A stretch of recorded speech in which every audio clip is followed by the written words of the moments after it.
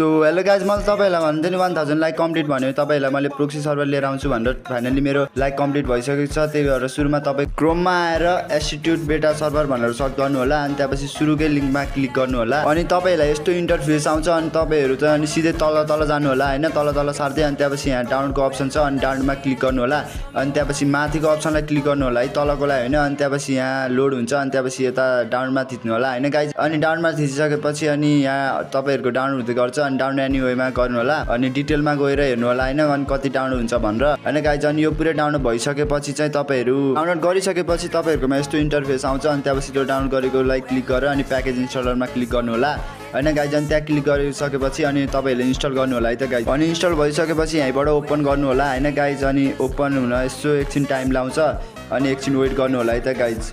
अनि त्यसपछि यहाँ चाहिँ अनि डाउनलोड भनेर आउँछ अनि तपाईँहरूले यो 284 MB को डाउनलोड गर्नु होला अनि डाउनलोड गरेर भइसकेपछि अनि फेरि गेम रिस्टार्ट हुन्छ अनि फेरि गेम रिस्टार्ट गर्नु होला है त गाइज। पछि चाहिँ अनि यहाँ समथिङ 27 MB को डाउनलोड गर्न भन्छ अनि तपाईँहरूले डाउनलोड गर्नु होला। डाउनलोड गरिसकेपछि तपाईँहरूकोमा यस्तो इन्टरफेस आउँछ अनि अलाउ गर्नु होला अनि त्यसपछि तपाईँ यो फेसबुक एकाउन्टहरू नखोल्नु होला, सिधै तपाईँहरूले गेस्ट एकाउन्ट बनाउनु होला हैन।